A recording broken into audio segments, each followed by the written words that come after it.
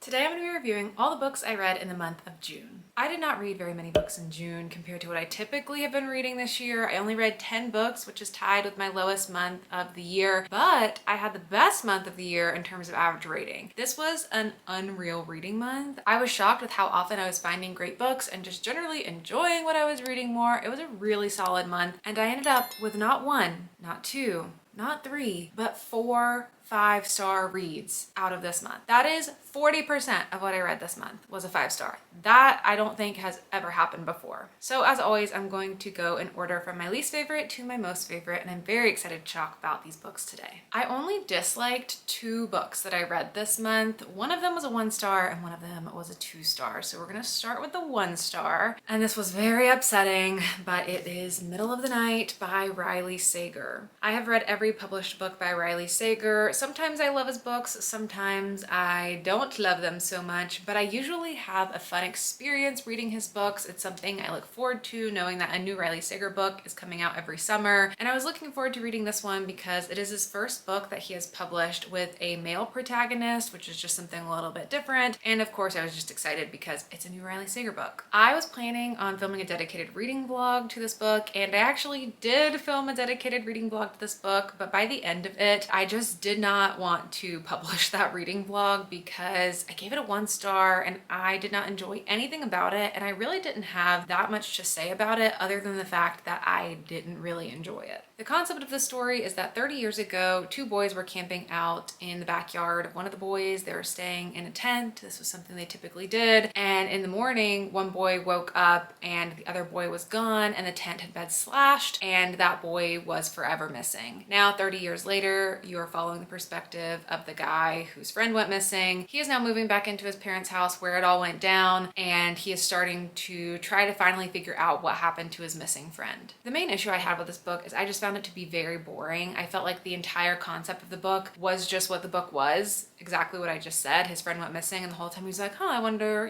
what happened to my friend? Not a super active main character seeking out a lot of answers. I just wasn't really invested in really any of the characters. I didn't find the concept to be that interesting. And there's an element that gets teased in this book, and there's something that keeps coming into the conversation, and I thought, if it goes in that direction, that's going to be very interesting, and then this is all going to amount to something, and I'm really gonna like it. But it just never really explored that avenue. It just teased all of these things, never went in that direction. Everything else gets explained. It was pretty boring. And a significant element of this book is that the main character sort of has amnesia from that night. He's like, I wonder if I woke up when someone came and took my friend, and if I saw something, and maybe I can try to recreate that experience and see if I can recover my memories. And I don't like when that is a main element of a mystery, and that memory retrieval is just the key to unlocking a big piece of the mystery. That's just not my favorite plot device, so I didn't enjoy anything about it. I really didn't like it. Of course, I'm still going to keep reading Riley Sager, keep giving his new books a chance, interested to see what he's going to do next, but this one was probably, if not my least favorite book I've ever read from him, definitely in the bottom 2. Another disappointment that I had this month is my 2-star book, which is Heir of Fire by Sarah J. Maas. If you've been following me this year, you have seen that I have been working my way through the Throne of Glass series. I'm reading 1 book a month, and in June I read Heir of Fire. I was supposed to read this one in May, but I got really busy in May and didn't get to it, so it got bumped to June. And this is the first book in the series that I have disliked. So I started with The Assassin's Blade. I know people read it in different orders, but I started with The Assassin's Blade, then I read Throne of Glass, Crown of Midnight, and then Heir of Fire. And I've progressively been liking them less as I'm going along in the series. Everything else has been a 4 or 3.5. This was a 2. I talk about these both spoilery and non-spoilery just to give you a little update on how the reading journey is going. So non-spoilery explanation first. I just found it really slow, really boring. I was not intrigued with what was happening with the characters because they get so dispersed, the storylines get so dispersed, and I don't know, it was just really losing me. I had to use the audiobook for the first time in this series to get through this book, and I just wasn't having a great time. It's interesting because what I did not like about the book right before this, Crown of Midnight, is I felt like we were so stuck in that one setting and the same things had been going on for so long, and I was like, yes, I can't wait for Heir of Fire. We're gonna explore more of the world. Different characters are taking different paths. We're gonna see more, and that happens in this book. You see different parts of the world, you see characters on different parts of their journey. There's a lot of new characters that are introduced in this book, but I just didn't really care about any of it. I really didn't. It just felt like a filler filler book to me, but then the ending I loved. I thought the ending was really good and it got me excited again for the next book. So I am still continuing. I'm gonna finish the whole series no matter what at this point because I've made it this far. So hopefully this is just the low point and then it's gonna be uphill from here. I'm hearing things get good around the next book, so fingers crossed. I hope that's the case. To talk about spoilers a little bit, it's been a couple weeks since I read this book, so I don't really remember the plot points in super great detail. I'm sure I'll be refreshed once I pick up the next book and then kind of am remembering everything that happens. But as far as new characters, to talk about how I'm feeling about all the new people who were introduced in this story, I felt nothing about Dorian's romance, how he starts this little romance with one of his healers at the kingdom and then she gets killed at the end. Didn't really do anything for me. Kale spends a lot of time with Aiden, which is Selena's cousin, and I can't remember where it ended with his storyline. I think he gets imprisoned maybe in the end of this book. I don't know, but I'm kind of interested in him as a character. Selena meets Rowan. Is that his name? It's been so long, I can barely even remember. But she meets him in this book and I think he's gonna be the love interest. I've been avoiding spoilers for years from these books, so I really don't know what's gonna happen or who the main love interest is, but I have heard that name thrown around in conversations and I felt nothing about their connection in this book. So I'm hoping that I get more invested as that storyline goes on, if that's gonna be important, but it just didn't do anything for me in this book. And then the witch, Manon, however you say that, I was not enjoying that. I was not enjoying that storyline and I was thinking, oh, I bet a lot of people didn't enjoy this, that this new character is introduced. She takes up a large portion of the book. She's a witch and she's starting to ride a wyvern, I never know how to say that either. But that's like a whole big storyline in the book and I just didn't care about that. I was more interested in seeing the characters that have already been established that I knew. Then I went to read reviews for this book and everyone loves that character and they're like, oh my god, I love her, she's my favorite. So maybe that's gonna change for me as the books go on, but for me, I didn't care about really anything in this book, to be honest. It really just felt like a connector to me, so I'm hoping that things move in a better direction in the next book. Next is my 1 3-star of the month, and that was The Haunting of Velkwood by Gwendolyn Kist. I read this one on audiobook either through my library or the Everand app. I think it was my library and the Libby app. I have been seeing this book get a lot of buzz this year. People are really liking this. I've never read from this author before. It's a horror book, kind of like a grief horror book, and I've just been hearing really good things. I love grief horror. I wanted to check it out, but it ended up just being a 3-star for me, and I really don't have that much to say about it. It's a really interesting concept where there's this town that's gotten kind of stuck in time. It's difficult to explain. It's just like a weird kind of book. The synopsis describes it as a chilling novel about 3 childhood friends who miraculously survive the night everyone in their suburban neighborhood turned into ghosts. Perfect for fans of Yellow Jackets. I'm a big fan of Yellow Jackets. That was another thing that drew me to this book. And it's like there's this suburban neighborhood that is just stuck in time, everyone's ghosts, and scientists are trying to research it and understand it, and so they'll like try to send people there, but there are some girls who got out of it before it got stuck and then they're returning, and it's like their story about facing your past. And yeah, I don't know, I don't have a lot to say about it. The only thing I wrote for my review is I liked the tone of the book, the suburban malaise and haunting feeling, but I was left wanting a lot more from the story. Some characters felt pointless and the plot didn't feel like it amounted to much. So I think I have an unpopular opinion here. If it's a book you've been wanting to check out, I would still recommend doing it, but it just didn't do a ton for me. I thought it was fine. I gave it a 3. It was an enjoyable audiobook listen, and the atmosphere and the vibe is what I remember the most of it, just the feeling of being in the book, but overall didn't do a ton for me. Next up is The Gathering by CJ Tudor. I gave this book a 3.75 and I did vlog my experience reading this book in a reading vlog, so you can check that out. I'll have it linked down below if you want so you can see my full thoughts and experience with the book. I was very much anticipating this. I'm a huge fan of CJ Tudor. I've read everything she's published, and I was really intrigued at the premise and the setup of this book. It is a detective story that is set in Alaska with vampires, and all of those things just sounded great to me. If those things sound great to you as well, I would recommend reading it. I think it was a good book. There were some things that I didn't love about it. I didn't love the direction that the ending went, and I do wish we would have gotten to know the detective a little bit more, and that her personal life was a little more interconnected in the mystery, because I really like when I'm reading a detective story and whatever's going on ends up having this personal tie to them. It just wasn't really that kind of story, so that just knocked off a couple points for me. And then specifically the way the ending went, I found to be disappointing based on how the whole story was set up. But the writing was really good, the atmosphere was really good, CJ Tudor's a great writer, and it seems like this may be setting itself up for a sequel. There has not been any news of that, but just the way it ends, it leaves all these open threads, and you can see how this could potentially become a detective series and do something else in the next book. It doesn't feel like the type of book that needs that, but because of the way it ended, I'm like, well, yeah, we have to explore these things now. You are making me ask these questions, and now I need the answers.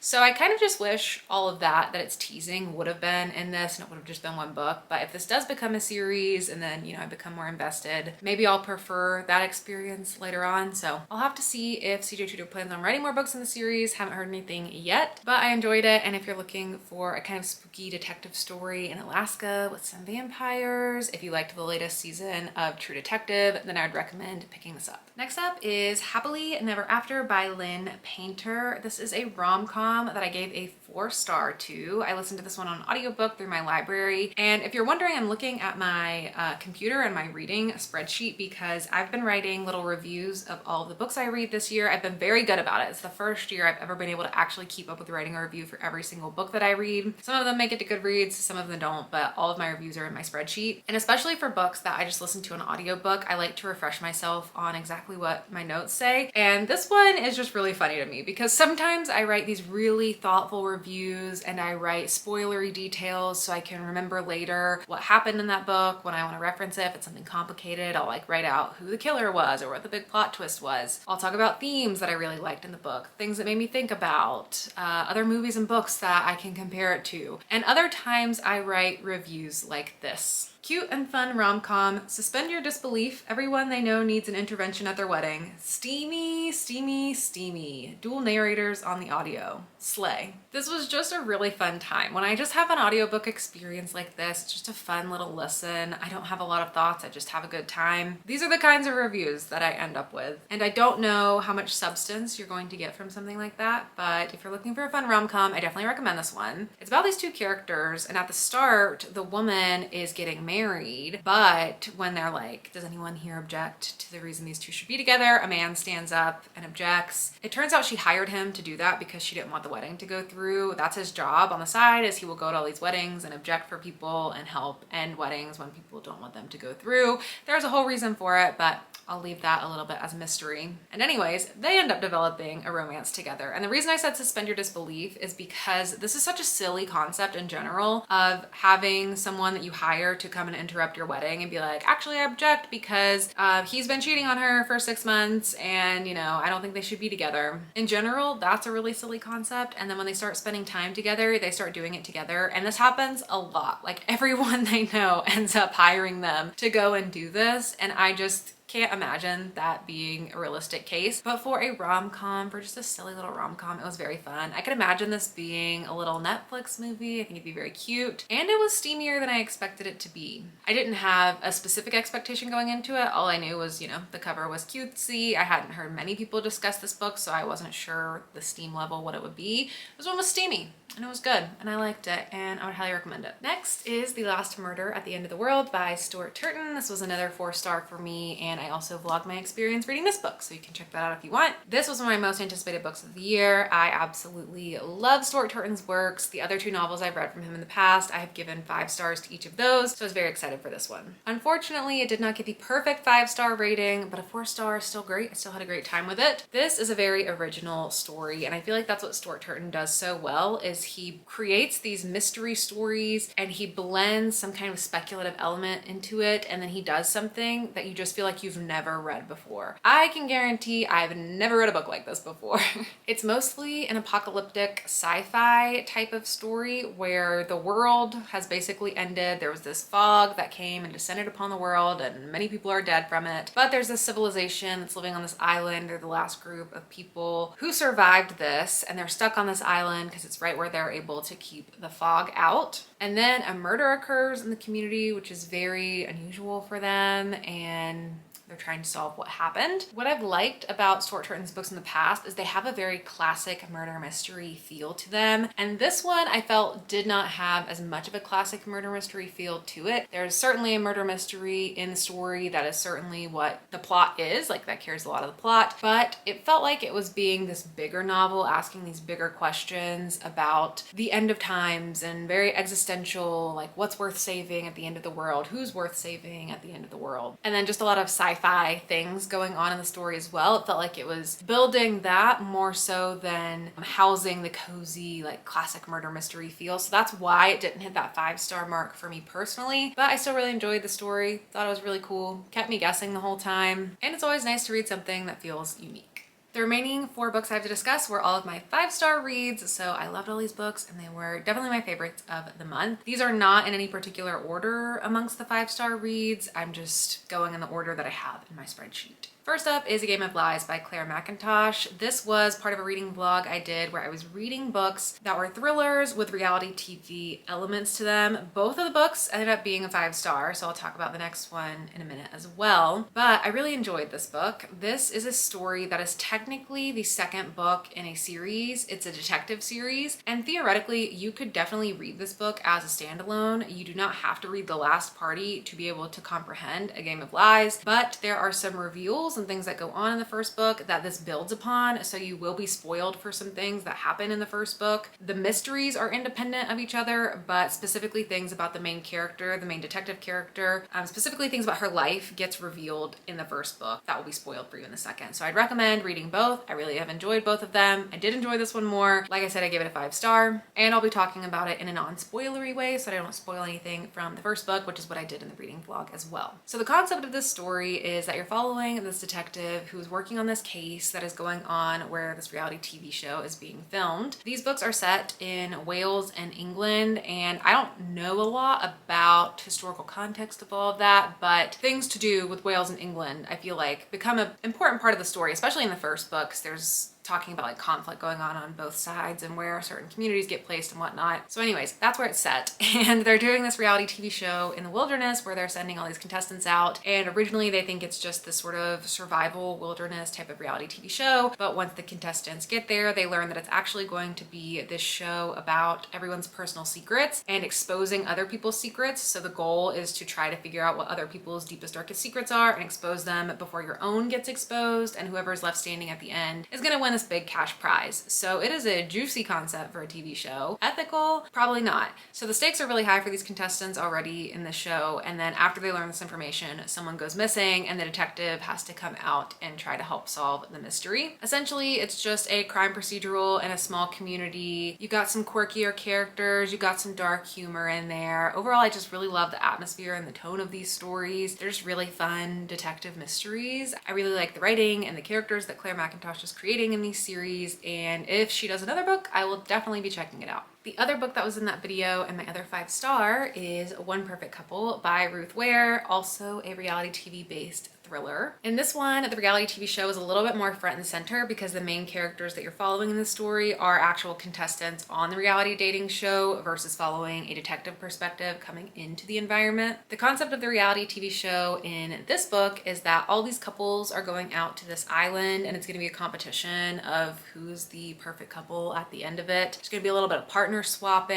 and, basically something that could probably be on Netflix. But not long after they arrive, they end up getting stranded on the island after a storm, and then it becomes a survival situation very quickly. And if you know me, you know I love a survival thriller, so I had a great time with this book. It is kind of a slower burn, a slower build, because it does take a good 100 pages or so in the beginning, introducing you to all these different characters who are going to go out on this island, going through the process of applying for the TV show to actually getting out on the island and doing the first day's activities and doing the first game. And it's a big long build before they actually do get stranded. But I actually liked the way that was done because it gets you invested in these characters so that you know who they are and that you care about them once the survival situation kicks off. And by the end of this book, I was like screaming at the page with how enraged I was about certain situations. I was just totally immersed in this. I loved it so much. I really enjoyed what Ruth Ware did with the story. I liked the way she played with the themes of perception versus reality. So overall, I highly recommend it. And if you've been considering picking it up, I definitely think you should. My next 5 5-star read is Elegy for the Undead by Matthew Vesely, which was my buddy read for the 24-hour horror-a-thon that I did this June. If you did not know, I do a bi-monthly read-a-thon where for 24 hours we read a horror novella, we watch a horror movie together, and we just chat about what we're reading and watching. If you're not a part of that and you want to be, the Discord is always linked down below. It's completely free to participate in, and it is a ton of fun. This month I was joined by my friend Sab from Riveting Reads, so we read this book together with the group, and I was so pleased that I ended up having such a good time with this. When I was looking for books for the buddy read for the June edition, I was looking for queer horror novellas because Pride Month, obviously. And I stumbled upon this book, and I'd never heard of this, and I just thought it sounded interesting. It has elements of grief horror, which I'm really into. And I put it up against, I actually can't remember even what the other book was, but I always pick like 2 to 4 books and then the community votes on what they want to read. This ended up winning, and I was like,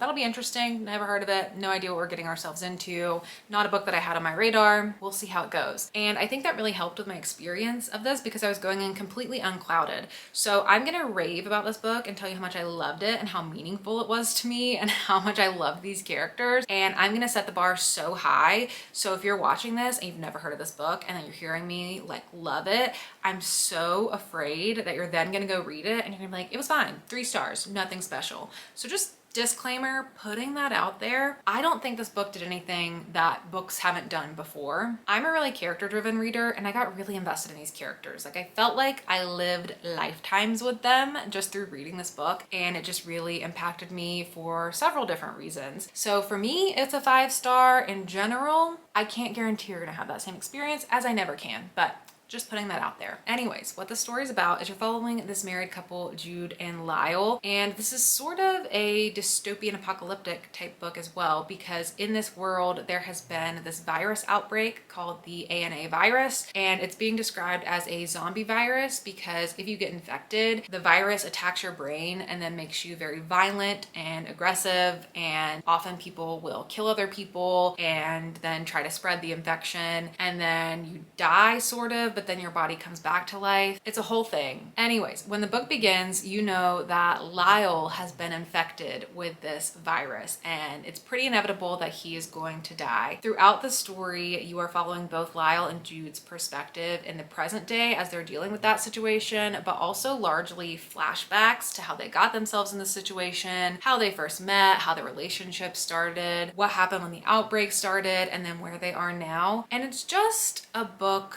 that is very melancholy and reflective and just gets you thinking about things about life and love and relationships and the complexities and nuances of all of those things. The horror of this book is really the grief horror element of watching your partner dying and knowing that there is nothing you can do about it. Also sort of like the zombie element of it a little bit, I guess, also contributes to the horror of it all. But it's not a book that's like as in your face or what you might think of when you think of the genre. We were talking about this in the live show as we were reading the book and thinking about other comparisons, and probably the best comparison that I can give is Our Wives Under the Sea by Julia Armfield. If you enjoyed that book, I think you would enjoy this one as well. It's just really sad, and I just feel so connected to these characters, and I love the writing of it as well. I think the writing was really sharp and concise, just got to the point really quickly. The author didn't have to use a lot of words to get his point across, which is very difficult to do. And I even threw a sticky note in here, which I almost never do with books because I just loved it so much. So maybe I'll read you a little passage just to see if you're interested in the writing style. Consciously, quietly, and personally, I chose love. To consciously choose love, I feel, is the strongest declaration of your desire you can make. I consciously chose love over the fun of new crushes, over complete independence and the freedom to fly, then crash and burn and cry because I didn't have someone to share my life with. I've discovered over my years in this world, first without a partner, then with a bad partner, and finally with a love that stuck around, that the last of the 3 is preferable, all things considered. Weighing momentary pleasures, long-lasting partnership, and the ability to communicate with the right person, I chose to find a balance. Equilibrium is love, love is equilibrium. Love, at least my kind of love, is an attentive, conscious choice. and I just loved this book. My last 5-star book to tell you about is A Quantum Love Story by Mike Chen. This is another book that I just got on audiobook through my library, and it was such a good listen. I had a feeling I was going to love this book because I really like speculative stories that play with time, and I really like stories that play with time that end up having this greater message about life and just leave you with this feeling of being impacted and thinking about your life choices, and overall this feeling of like peace, you know, at the end of it. All that to say, if you find yourself enjoying those types of stories, I think you would enjoy this one as well. I will say this one is a little more science-y than I'm used to with these types of stories, and if you find yourself not always loving that as much, that might detract from the story for you a little bit. I am just predisposed to love stories like this, so it's no surprise that I gave it a 5-star. This story is about two characters, Mariana and Carter, who get stuck in a 4-day time loop together. They're at this facility where there is a particle accelerator and an explosion happens, and they just keep getting stuck in this 4-day time loop living up to the explosion. They are complete strangers before this experience, and then they are put in this time loop situation together. Neither of them are qualified to understand anything about quantum mechanics, but they are paired together to try to figure out a way out of this. And along the way, of course, in the title, you know, it's a love story. There's a love element as well. I feel like typically I find myself reading time loop stories where it's the exact same single day that's repeating. So it was nice to read a time loop story where it was a 4-day experience, so you don't have to keep just reading the same details over and over again, because that's what time loop stories like to do. They make you relive the experience of the character. Sometimes it even takes the character a while to figure out they're in a time loop. So I liked with this one that we had a longer time loop. The characters knew they were in a time loop, and they were trying to figure out how to get out of the time loop in a very smart way. I really liked the story. I connected to the characters, and I was so invested in their journey, especially towards the end. Things start taking kind of a sad turn, and I felt like I was really in this journey with these characters. Again, it's kind of like I feel like I lived lifetimes with them because we were stuck in this time loop for so long, and then, oh God, the direction that it takes and how things go in the end, I was just very moved. I really enjoyed this, and I highly recommend it if you find yourself enjoying these types of stories as well. So that's it for all the books I read in the month of June. I don't know if I will ever have a reading month as good as this one again. This might be my peak experience. It might be all downhill from here. So I'm gonna enjoy it while I've got it. I'm going to remember this month very fondly and all these new favorite books that I found. Let me know down in the comments below if you've read any of these books and what you think about them, or let me know if I convinced you to pick any of them up. But that is it for me. Thank you so much for watching, and I'll see you all in my next video. Bye.